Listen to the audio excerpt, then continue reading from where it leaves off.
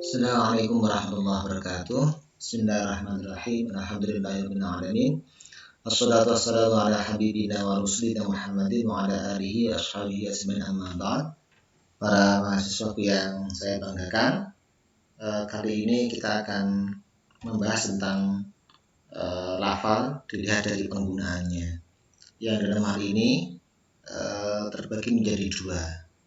Yang pertama ada yang namanya hakikat, dan yang kedua ada namanya majas.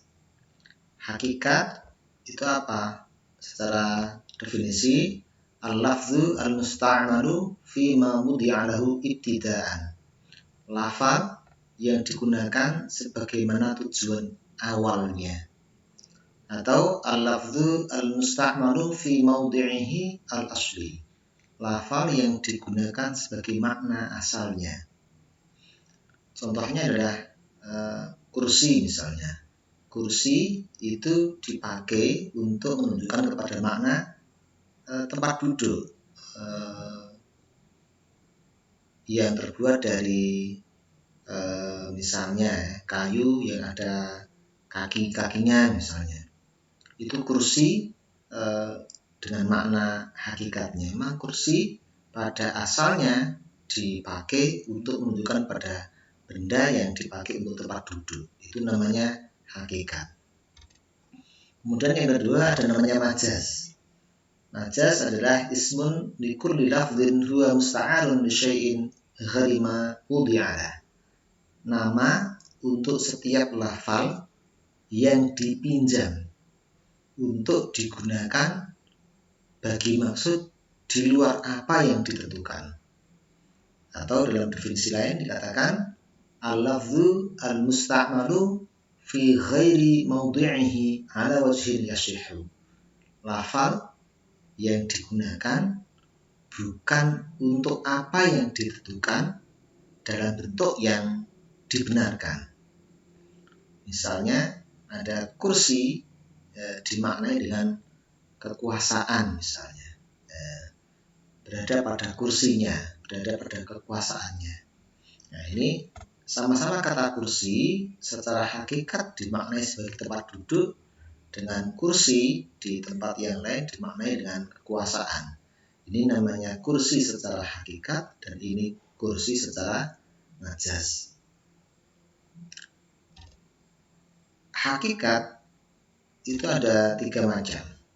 Yang pertama ada namanya hakikah lughawiyah atau lughawi atau hakikat secara bahasa, yaitu al-lafzu al-musta'malu fi ma wudi'a lahu fil lughati.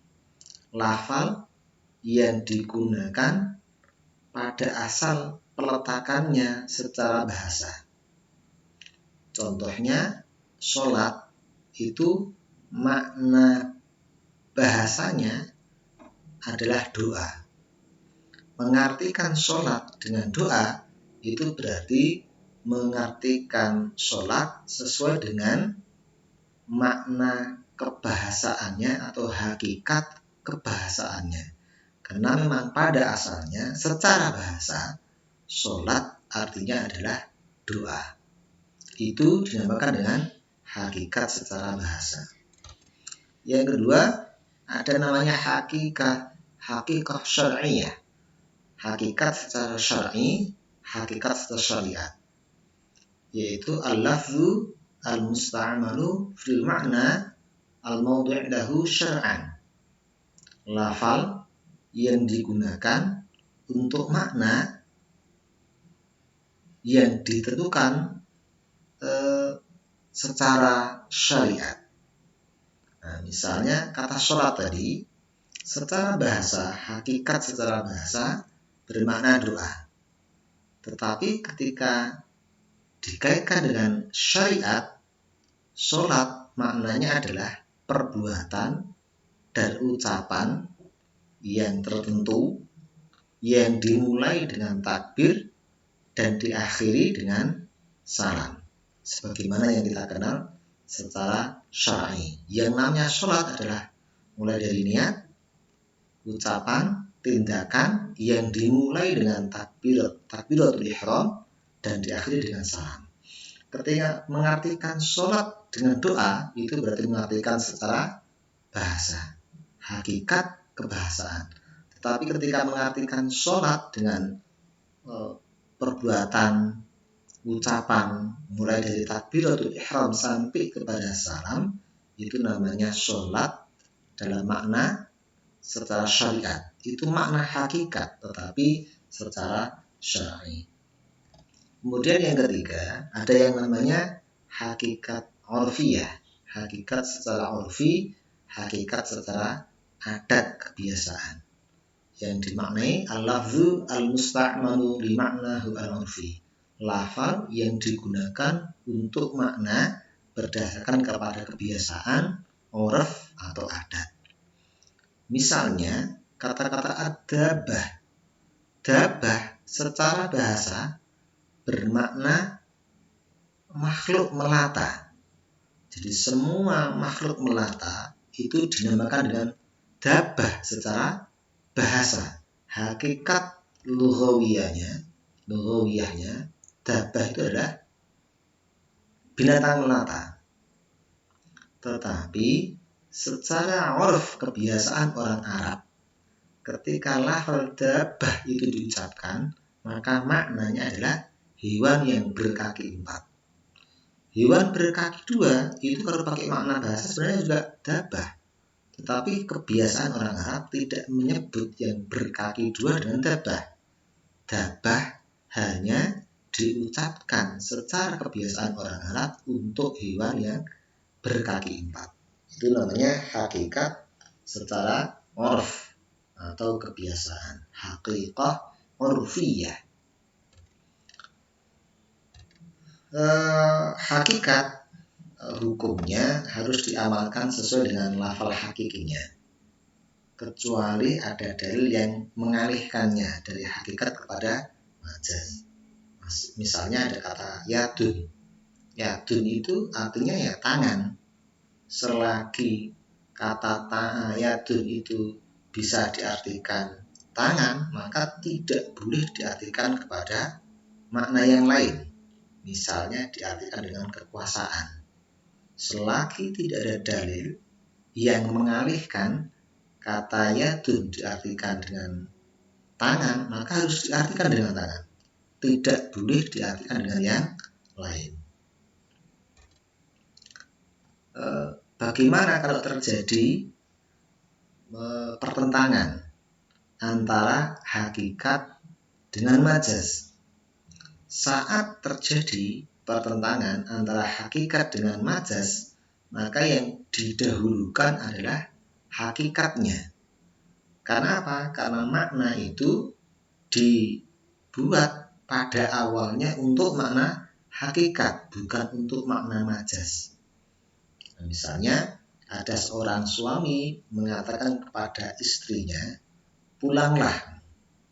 Maka itu harus dimaknai secara hakikat, yakni menyuruh istrinya untuk pulang. Tidak bisa diartikan dengan menceraikan, kecuali ada dalil. Misalnya kondisi marah, kondisi emosi, dan memang dari indikasi-indikasi lain menunjukkan bahwasanya makna pulanglah itu adalah menceraikan.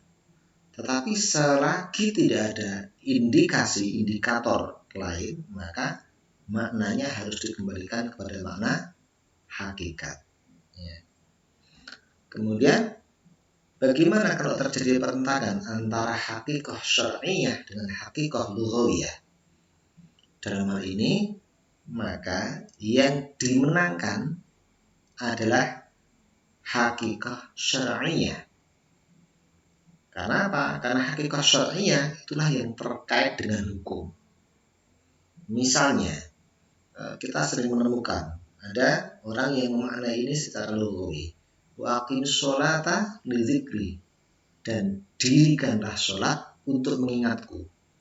Sholat, sebagaimana tadi saya jelaskan, bisa bermakna doa, bisa bermakna aktivitas yang tertentu yang dimulai dengan takbiratul ihram dan diakhiri dengan salam. Dalam hal ini, mana yang didahulukan? Ya harus didahulukan maknanya secara syar'i, tidak bermakna lughawi. Tidak berarti bahwasanya kemudian ini perintah berdoa saja untuk mengingat. Orang Islam yang penting berdoa untuk mengingat Allah. Karena makna sholat itu berdoa. Tidak wajib sholat sebagai makna syar'inya misalnya. Maka tidak boleh. Ketika terjadi pertentangan seperti ini, maka yang didahulukan, dimenangkan adalah memaknai sebuah kata itu sebagaimana hakikat syar'iyahnya. Itu tentang hakikat.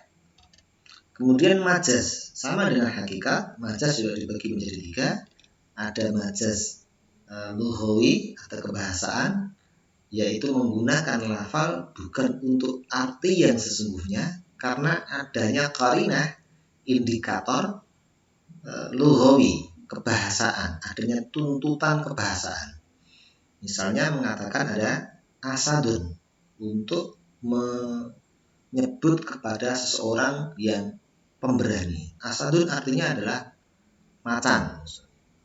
Dia harimau. Nah, harimau kalau dikatakan pada orang, maka itu tidak berarti memang dia hewan, tetapi dia bermakna pemberani. Ya, itu karena memang secara bahasa asad itu dipakai untuk mengatakan kepada orang yang punya sifat pemberani. Ya. Kemudian ada majaz secara syar'i atau syariat, menggunakan lafal bukan untuk arti yang sesungguhnya karena ada qarinah syar'iyah atau adanya tuntutan syariat. Ada yang memberikan contohnya ini dengan masalah sholat untuk doa tadi, tapi supaya tidak terjadi salah pemahaman, saya kasih contoh yang lain. Ada kata-kata ummahat. Hurrimat alaikum ummahatukum.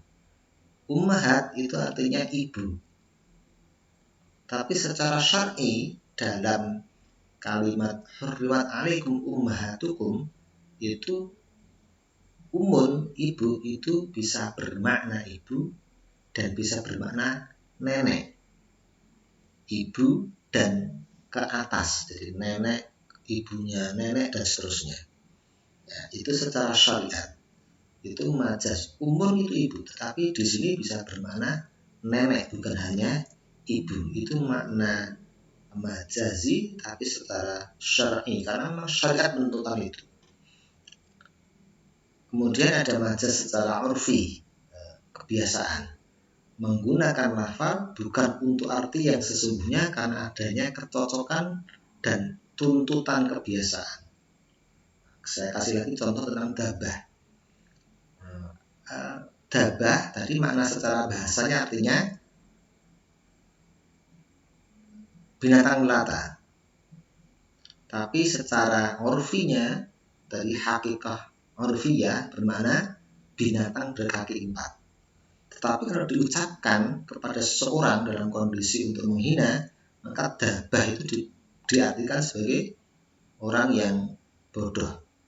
Ya, jadi hewan berkaki 4, menyebutkan orang dengan hewan berkaki 4 itu biasanya dipakai untuk penghinaan. Jadi kata dabah itu dipakai untuk mengatakan orang yang bodoh. Kamu itu dabah, kamu itu hewan berkaki 4, ya itu orang yang bodoh. Itu namanya majaz urfi, biasanya dipakai untuk seperti itu. Ya, itu penjelasan tentang hakikah dan majaz. Bagaimana hukumnya majaz? Majaz bisa dipakai hanya kalau makna secara hakikat tidak bisa dipakai. Artinya, selagi sebuah kata itu bisa dimaknai secara hakikat, maka dimaknai secara hakikat. Kalau sudah tidak bisa, baru beralih kepada makna majazi. Saya kira itu penjelasan saya tentang hakikat dan majaz. Ada kurang lebihnya mohon maaf, semoga bermanfaat. Untuk selanjutnya kita lanjutkan dengan diskusi. Billahi taufiq wal hidayah. Assalamualaikum warahmatullahi wabarakatuh.